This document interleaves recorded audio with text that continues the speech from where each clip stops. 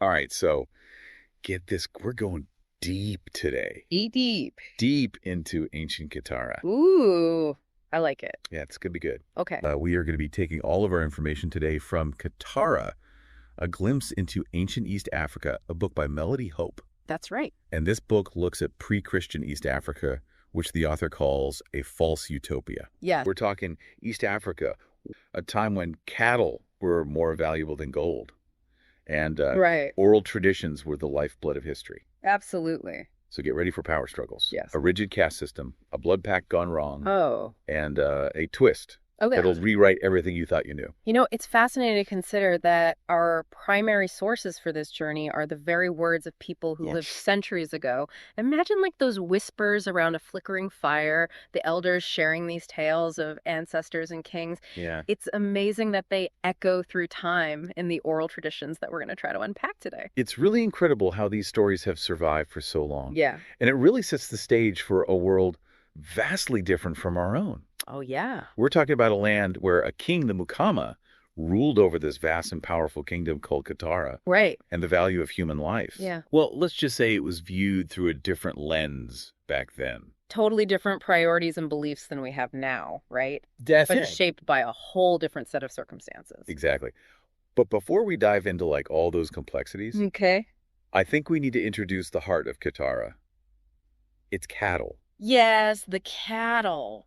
These animals weren't just livestock, they were the backbone of the economy, That's right. a symbol of wealth and Right. status Yeah. and a constant source of conflict. Oh, yeah, absolutely. So almost impossible to understand Kitara without understanding the cattle. You got it. And that brings us to our main player in this saga, Okay. King Isaza. King Isaza. He inherits this cattle-rich kingdom, and he becomes the most powerful figure in the region. Wow.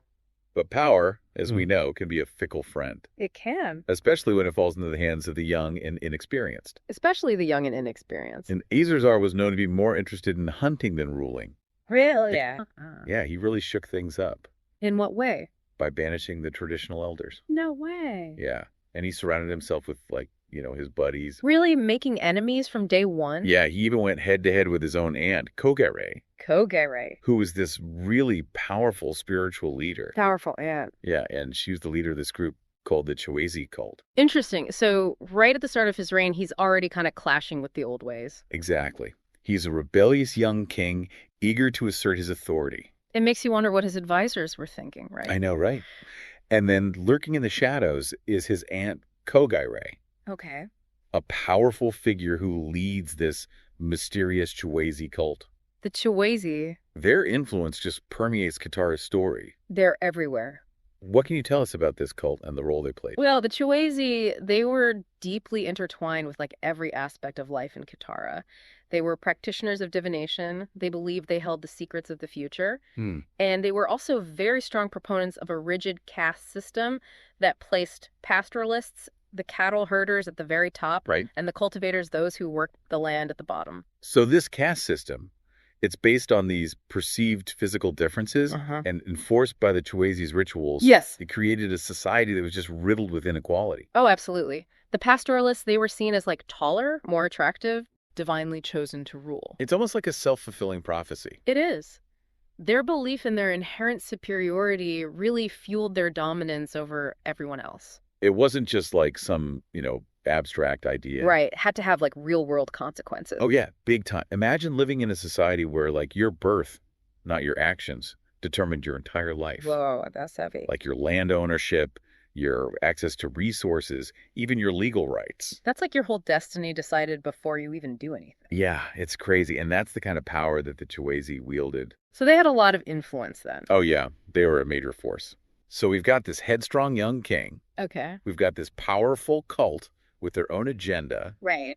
And then enters Nyamyunga, the king from the south. Okay. He's got his eye on Kitara's riches. Of course. And his name itself, Nyamyunga, means darkness or soot Wow. in the Rwandese dialect. That's not a good sign. I know, right? It doesn't really paint a very friendly picture. No, it doesn't.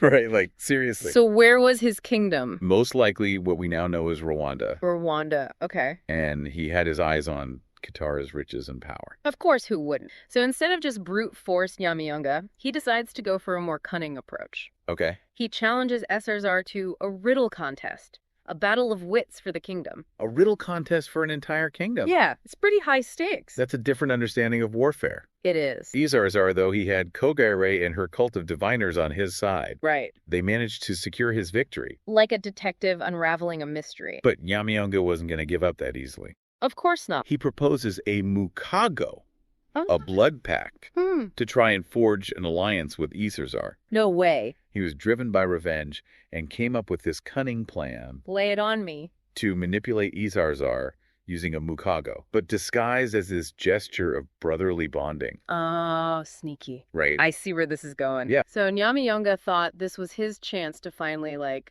gain control over Isaza. Right. All right. So what did this mukago entail?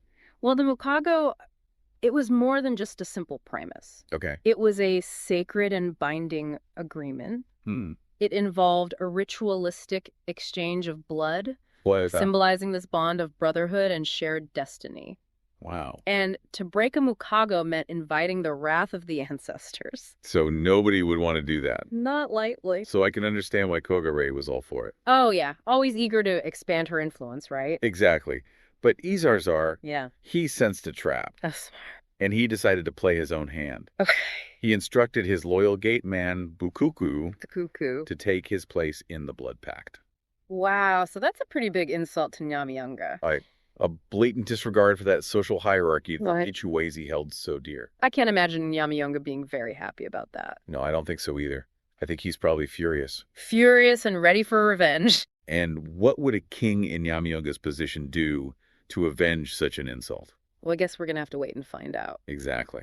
Yeah. It really makes you wonder what kind of cunning mind could orchestrate such a maneuver. Right. It had to have been someone with a deep understanding of the customs and the players involved. Well, we can't forget about Kogare Asar's aunt and the leader of that Chowezi cult. True. She was known for her political savvy and her Right. ambition. Yeah. It's quite possible she had a hand in this. Oh, for sure. Maybe using her influence over Ezarzar to further her own goals. Definitely a possibility. It's just so fascinating how these different ambitions and loyalties and manipulations Yeah, all kind of intertwine in this story. absolutely. But back to Nyamyunga. How does he respond to this public humiliation? Well, he's not just going to let it slide. Can you imagine the look on Nyamyunga's face when he realized he was bound to a servant, not the king? Oh, man, he must have been fuming. It was a major blow to his pride. Yeah, this wasn't just a strategic setback. Right. This was like public humiliation. And you know what they say about a wounded ego? Oh, they can be dangerous. So we have Nyamyunga fuming his plan, backfiring spectacularly. Yeah, what's he going to do next? He decides to play a different game one of seduction and betrayal. Ooh, this is getting good. And this is where Namarta enters the picture. Who's Yamada? She's Nyamyunga's daughter. Okay, his daughter. And the sources describe her as having beauty that was like as pure as milk. Wow, she sounds stunning. Oh yeah, she was a real heartbreaker. So what's her role in all of this? Her mission was to charm Isarzar and lure him into her father's trap. A classic honey trap. And let me tell you, she was good at her job. Oh no, Isarzar's in trouble. Yeah, he was completely smitten by her. Oh no. He even elevated her above all his other wives. Oh man. So what happened? Did she manage to lure him back to her father? Well, after months of trying to convince him to visit her homeland, Yeah. she gets frustrated Right. and decides to head back south. Okay. And she disappears near this place called Karaje Rock. Karaja Rock. Okay, that name rings a bell. Yeah, it's going to come up again later. Okay. But this vanishing, what does it really mean, in the context of Kitara's oral traditions? Right, because vanishing doesn't always mean what we think it does. Exactly. So what does it mean in this case? It implies she crossed into enemy territory. I see. So she was playing him all along. Oh, yeah. Her true allegiance was to her father and his scheme. Wow, Isarzar had Nen played, He had no idea. and he was about to pay the price. Oh, yeah. Things are about to get real bad for our king. I can't wait to see what happens next. So Nyamata's gone, vanished, poof. But would Isarzar, really suspect anything was wrong? I mean, he was head over heels for her, right? Yeah, totally. Okay, so this is where things get kind of strange. Oh, I like strange laid on me. All right, so get this. Some prized cattle belonging to Nyamiyonga. Cattle. Yeah, and we're talking like the best of the best. Okay, the cream of the crop. Exactly. They mysteriously show up in Isaza's royal kraal. What? How'd they get there? That's the mystery, right? Yeah. But it was a calculated move. Nyamiyonga. Yeah. He targets Isaza's greatest weakness, his obsession with cattle. The cattle again. Always the cataway. Nyamiyonga understands Isaza's character. He knew Isazar loved his cattle. Right, he even said he loved them more than his wives, didn't he? He did a bold statement for sure. Yeah, but Nyamiyonga used that to his advantage. Oh, yeah, it was a clever way to, like, pique Isazar's curiosity. Draw him out into the open. Exactly. And did it work? Oh, yeah, big time. He sneaks 2 of his own prized cattle into Isaza's herd. He's really playing the long game here. He is. He knows Isarzar can't resist those new additions to his herd. Exactly. So, of course, Isarzar is completely captivated by these mysterious new cattle. Of course. And when they disappear, he follows them blindly. Right into Nyamiyonga's trap. Wow. So he leads him right to the border. He does. Isarzar ends up at Kareje Rock, the border between the 2 kingdoms, and vanishes just like Nyamata. Just like Namada. The stories say that Isardar, following those cattle, Yeah. arrives at the rock and then vanishes. Vanishes. There it is again. Right. And remember, vanishing in Kitara's oral tradition means something very specific. Capture or death. Exactly, but shrouded in mystery. To protect the king's image. Right. So essentially, Isarzar walked right into Nyamiyonga's trap. Talk about playing right into your enemy's hands. Oh, yeah. Nyamiyonga got his revenge. Imprisoning the king who had humiliated him years earlier. Talk about a long game. Yeah, but wait a minute. What Okay. about Bukuku? The loyal gate man. Yeah, the one who got roped into that blood pact with Nyamiyonga. Oh, yeah. What happened to him? Well, with Isarzar gone, Right. Bukuku sees an opportunity. Oh, this is good. And he does something pretty audacious. What'd he do? He claims the throne of Kitara for himself. What? Yeah, and here's where things get really interesting. Okay, I'm listening. Bukuku wasn't a pastoralist. Oh. He was the first non-pastoralist to ever rule Kitara. Whoa, breaking centuries of tradition. That's serious shakeup. So Isarzar's downfall, it didn't just lead to his own capture. Right, It paved the way for a complete shift in Kitara's power structure. like a domino effect. Exactly.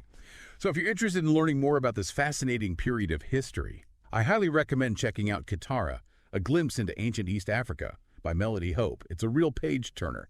And who knows, maybe you'll come up with your own theories about what really happened in the Kingdom of Kitara. Thanks for joining us, and we'll see you next time.